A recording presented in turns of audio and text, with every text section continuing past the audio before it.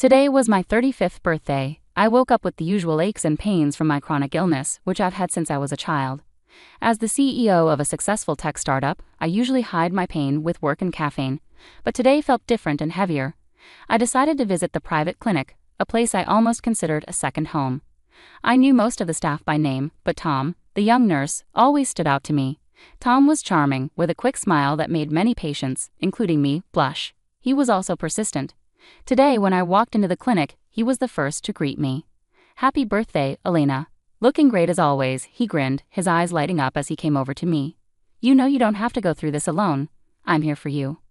I sighed as I settled onto the clinic bed. "I appreciate it, Tom, but you know my situation. It's complicated." As Tom prepared the drip, he didn't miss a beat. "I don't care about your illness, Elena. I like you. Whenever you're ready to talk about us, I'm here." As Tom busied himself with the charts, I tried to focus on the positives. I was successful and independent, but I had to admit, I was lonely too. The day dragged on with the usual rounds of tests and doctor's visits. By late afternoon, I was ready to head back home, but Tom had other ideas. "Hey, birthday girl, you can't just go home and mope. Let's grab dinner, my treat. Let's celebrate you," he insisted. I hesitated. It was tempting to spend more time with him outside the sterile clinic walls. "Okay, but just as friends." "Just as friends," he agreed, but the twinkle in his eyes said more. Dinner with Tom was easy and filled with laughter. He had a way of making me forget about the clinical coldness of my routine. As we talked, it wasn't just about my health or the clinic. It was about movies, travel, and food. It was normal, and for a moment, I let myself enjoy it. "Elena, you're amazing," Tom said as he walked me to my car later. I really meant what I said. "I want to support you however you'll let me." I looked at him under the streetlights. "Tom, it's not easy. My life, my health, it's a lot to deal with." "I'm not just anyone, Elena. I'm asking you to give us a chance," he said confidently. I felt a mix of emotions. This kind man was willing to embrace me with all my challenges. "Let's take things slowly, okay?" Driving home, his words played in my mind. Could I allow myself to be happy with him? Wasn't life too short to be alone? 6 months passed quickly. Tom and I saw each other often, and every moment together eased the pain of my illness. He made everything feel simpler, lighter. But deep down, I worried about our future because of my health. Yet Tom remained steadfast. One cool Saturday evening, with autumn leaves painting the city in shades of orange and red, Tom suggested a stroll through the park after dinner. "Elena, I'm not great at fancy speeches," Tom began, his voice a bit shaky, which was unusual for him. "But I've been thinking a lot about us, about how happy you make me. I want us to be together forever." My heart skipped a beat. "Tom, are you sure? You know my situation. It's not going to get any easier." "Yeah, I know, and I don't mind. I want to be there for everything. The good days, the tough days, everything," he said, pulling out a small box from his pocket. He opened it to reveal a simple yet beautiful ring. "Elena, will you marry me?" His proposal caught me by surprise. I loved him deeply, but the idea of committing to marriage had always seemed daunting because of my health challenges. Seeing his certainty and love for us made my doubts melt away. "Yes, Tom, yes, I'll marry you." We hugged tightly, and in that moment, it felt like it was just us in the world, and it felt perfect. In the following weeks, we were busy planning. We settled on a small wedding, just us and a few close friends, including his sister and her husband. But before that, there were practical matters to address. One evening, I sat down with Tom and brought out the prenuptial agreement. "I need to discuss something practical with you, Tom. It's important for my business and my health," I began. Tom nodded attentively. "Sure, Elena. What is it?" I handed him the papers. "It's a prenup." He took them and glanced over the documents before looking back at me with a reassuring smile. "If this helps you feel secure, I'm completely fine with it. I'm not marrying you for money, Elena. I'm marrying you because I love you." "And you're sure about this? About us?" I asked, needing to hear his reassurance once more. "Absolutely," he replied confidently, signing the document without hesitation. "Now can we get back to planning our small wedding?" "Yeah, let's," I said, feeling a mix of relief and love as we continued with our preparations. After Tom's easy acceptance of the prenup, I felt reassured about his intentions and commitment. Our wedding day was simple and perfect. The city hall ceremony was quick, with only our closest loved ones present. Standing there, exchanging vows with Tom, I felt a surge of hope. Maybe despite everything, life was offering me something beautiful. Initially, life after our quiet wedding was close to perfect. Tom took charge of running the household, which was a pleasant change. I'd return home to delicious smells from the kitchen and find everything spotless. The first few months felt like an extended honeymoon phase. However, around a year later, subtle changes began to surface. Tom seemed a bit distant. His enthusiasm for household tasks diminished, and he became more withdrawn. At first, I attributed it to the adjustment of living together or the end of our honeymoon phase, but the shift was undeniable. One day I arrived home earlier than expected, eager to surprise Tom with news about a potential new client for my business. As I walked in, I anticipated finding him busy in the kitchen or tending to chores. Instead, the house was unusually quiet. Moving towards the kitchen, I heard a voice. A woman's voice, cheerful and unfamiliar, as if she belonged there. Opening the door, I found a middle-aged woman humming while chopping vegetables. She looked up, surprised. "Oh, you must be Elena. I'm June. Tom didn't mention you'd be home so soon." "June? And who exactly are you?" I managed to keep my voice steady despite the shock. "I'm the housekeeper. Tom hired me about a year ago. I come in a few times a week to clean and cook. It helps out a lot," she explained with a smile, unaware of the bombshell she had just dropped. A housekeeper? For a whole year? And I had no clue. Anger and betrayal surged through me, but I kept my composure. "Right. I see. Thanks, June. Could you give us a moment?" "Of course," June replied, wiping her hands and exiting the room. When Tom returned home, he found me in the living room, still processing everything. His face immediately fell when he saw my expression. "Who's June, Tom?" I asked directly. Tom hesitated, then sighed heavily. "She's the housekeeper. Look, I meant to tell you, but I was afraid you'd be upset that I wasn't handling things around the house myself." "Upset? Tom, I'm upset because you lied, because you felt the need to hide this from me." My voice grew more intense with each word. I know, and I'm sorry. It started small, and then I just didn't know how to bring it up without it becoming a big deal. It seemed easier to keep it quiet," he explained, his remorse evident. "Easier for who, Tom? Because this doesn't feel easy for me," I shot back. That night, we talked it out. Tom apologized, and I attempted to grasp his perspective, but a rift had formed between us, a small crack that left me questioning what else he might be hiding. Things smoothed over somewhat, but the seed of doubt had been planted. Tom continued to excel at cooking and managing the house, but now I knew he wasn't actually doing all the work himself. It seemed clear. I worked, and he oversaw the home, though it was outsourced. Yet Tom's behavior remained unsettling, beyond just the concealed housekeeper. Late-night phone calls in hushed tones, sudden demands for privacy, and constant excuses for needing more money, all pointed to something amiss. So, I took action. I hired a private detective, using my resources. It didn't take long for the detective to uncover the truth, and it wasn't what I wanted to hear. Tom was spending most of his days at a casino, losing staggering amounts of money. Relief washed over me that there wasn't another woman, but despair settled in at the depth of his deceit. That evening, as Tom returned home, I awaited him in the living room, the detective's report in hand. He tried to greet me with a kiss, but I stepped back, holding up the papers. "Care to explain this?" I asked, my voice icy and more composed than I felt inside. Tom sank down onto the sofa, his face buried in his hands. "I never meant for it to spiral like this.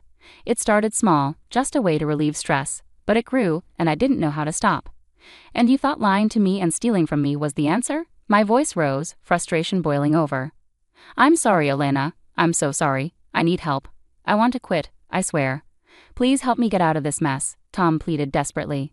Taking a deep breath, I tried to steady myself. "I'll help you, Tom, but this is the last chance. You need professional help for your addiction, and you're going to sign an agreement acknowledging the $50,000 debt I'm covering." Tom nodded solemnly. "Yes, I'll do whatever it takes. I'll get help." We arranged for him to start treatment the next week. Just when I dared to hope for a return to normalcy, Tom dropped another bombshell. Tom's sudden suggestion caught me off guard. "Elena, I've been thinking, maybe we should have a baby. It might bring us closer," he said out of nowhere. I stared at him in disbelief. "A baby, Tom? You know that's not possible for me. It's not just risky, it could be life-threatening." He immediately tried to backtrack. I know. I didn't mean, forget I said anything." But the idea didn't stop there. It kept resurfacing, and even his sister, who was an obstetrician, called me about it. "You should really think about it, Elena. Having a baby is natural. Don't be selfish," she said. "Selfish? You're a doctor. You know my health condition. How can you even suggest this?" I was furious. She scoffed and hung up. The conversation left me shaken. How could they be so heartless and insensitive? Months of building tension and unresolved arguments had left my nerves frayed, but nothing could prepare me for the shocking scene that greeted me that fateful day. I arrived home earlier than usual, expecting a quiet evening, only to open the door to chaos, boxes everywhere, and Tom's sister Lisa and her husband, Mark, rearranging furniture in my living room. "What in the world is going on here?" I demanded, my voice sharp above the commotion. Lisa turned calmly to face me. "Oh, we're moving in, Elena. This is Tom's place, and it's time for you to pack up your things." I glanced at Tom, hoping for confusion or disagreement, but his expression was cold and resolute. "Elena, I can't do this anymore. You've been manipulating and controlling me for years." "It's over," Tom declared, his tone distant and final. I stood there, stunned. "Manipulating me? Tom, what are you talking about?" "You heard him," Mark added harshly. "He's had enough of being your slave." Tom stepped forward, handing me a stack of papers. "Here are the divorce papers. I'm also filing for compensation for years of emotional abuse and alimony. I need to prioritize my well-being now." As I took the papers, the room seemed to spin around me. It felt like a nightmare unfolding before my eyes. I flipped through the documents, each word feeling like a betrayal, but amidst the rising panic, a calm determination settled over me. I couldn't help but let out a short, humorless laugh. "Well, you're in for a surprise. Think what you want. My lawyer will be in touch," I said firmly, without another word. I went to our bedroom, packed a suitcase with essentials, and prepared to leave. There was no point in arguing. The man I had married, the man I thought I knew, was gone. Driving away from the apartment, I headed towards the elite cottage village where my house awaited, a home that had been mine long before Tom came into my life. As I passed through the familiar gates and greeted the guards, a sense of relief washed over me. The house stood exactly as I had left it, spacious, serene, and perfectly suited to my needs. It had always been my sanctuary, a place I had prepared for my future, knowing my health might present challenges. As night settled, I made a few phone calls to my closest friends, letting them know about the situation and assuring them I was all right. Next, I called my lawyer to discuss our strategy. Tom's claims and demands wouldn't go unchallenged. A few days later, settled into the peace of my sanctuary, I was surprised by an urgent call from Tom. His voice was filled with panic and anger. "Elena, you've set me up. This is some sick game to you, isn't it?" I responded calmly, a small smile on my face. "Tom, if there's been a misunderstanding, why don't you come over and we can talk about it? I'll send you the address." Not long after, I watched from my window as the village gate opened and Tom, along with Lisa and Mark, drove in. They pulled up to my front door, their faces pressed against the car windows, clearly impressed by the sight of my expansive home. As they approached, their earlier confidence seemed to falter a bit as I greeted them at the door.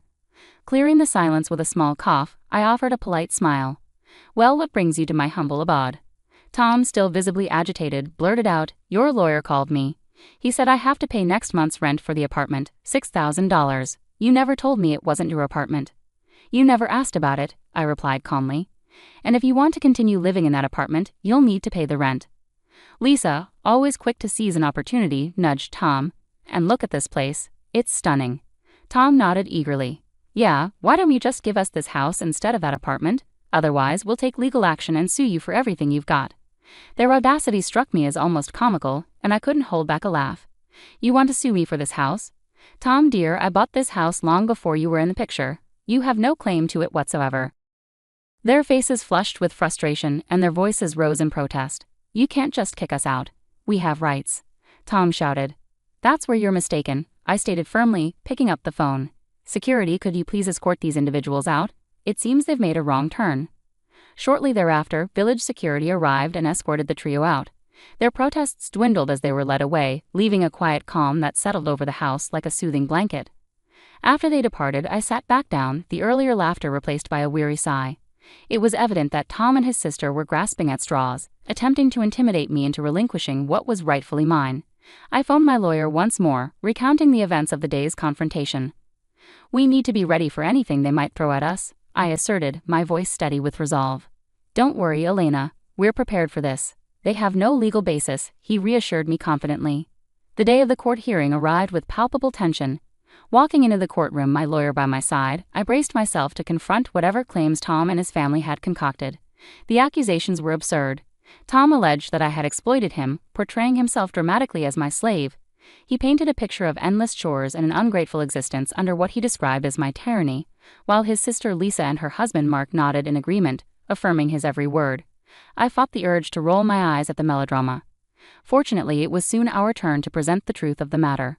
My lawyer stood confidently, adjusting his suit jacket with poise. "Your Honor, we have evidence that refutes every single one of Mr. Thomas's claims," he declared firmly, then proceeded to introduce our first witness.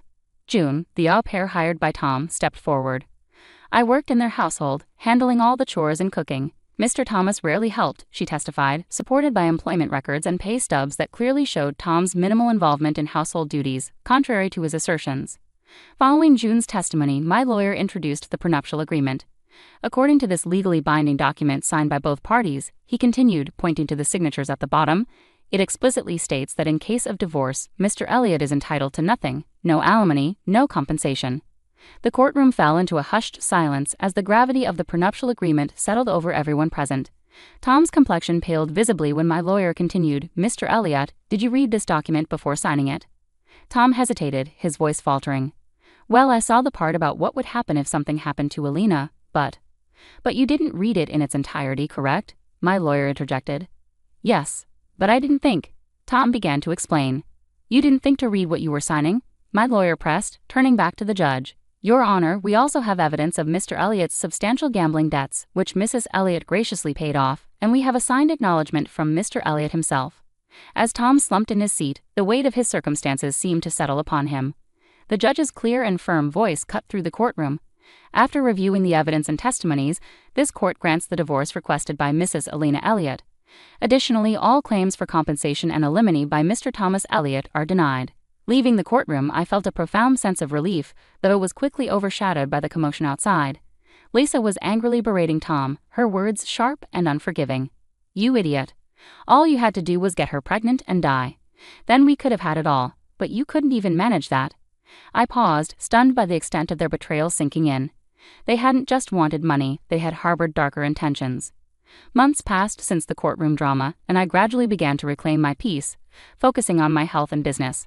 One crisp morning, while reviewing business reports over coffee, my tranquility was shattered by an unexpected visitor. Glancing at the security monitor, I saw Tom standing disheveled and desperate at the gates of my village.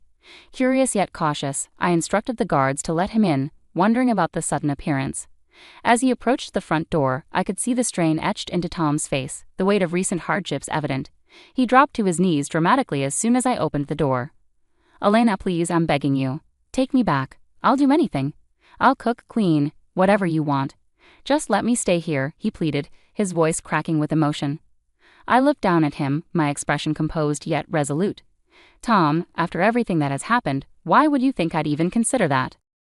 It wasn't all my idea, Elena. It was Lisa's plan to push for the baby, to end things that way. I never wanted any of it. I swear, I was just caught up in it, he blurted out, desperation evident in his words. Taking a deep breath to steady myself, I maintained my composure. Tom, what you're failing to grasp is that it's not just about what happened or whose idea it was. It's about trust, and you shattered that beyond repair. You didn't just go along with Lisa's plans. You stood by her, knowing how dangerous they were for me. He scrambled to his feet, reaching out as if he could physically undo the rift between us. Elena, I'm lost without you. I've taken out a loan to repay the $50,000, and I've started working again. I'm trying to make things right. Trying to fix things doesn't erase the consequences, I replied firmly. What you need to grasp, Tom, is that you made choices that led us here. Now you have to face them. His expression crumpled with regret, and for a fleeting moment I almost sympathized with him. Almost. But then I recalled the calculated discussions about my health and her schemes. It's time for you to leave, I said, my voice steady and resolute. And Tom, don't come back. You're not welcome here, not now, not ever. When he hesitated, still attempting to plead, I turned and gestured to the security team, who had been discreetly waiting nearby. They stepped forward, escorting him away as he called out my name, his voice fading into the distance. After he was gone, I stood at the doorway for a moment, allowing the silence to envelop me once more. This house, this life, I had built it, and I wouldn't let anyone disrupt it again. Returning to my morning routine, the disruption settled into a resolved chapter of my life. Looking forward, my thoughts drifted to future plans, dreams of travel, and meeting new people. The world was vast, and my heart, once weighed down by betrayal, now felt light with possibilities.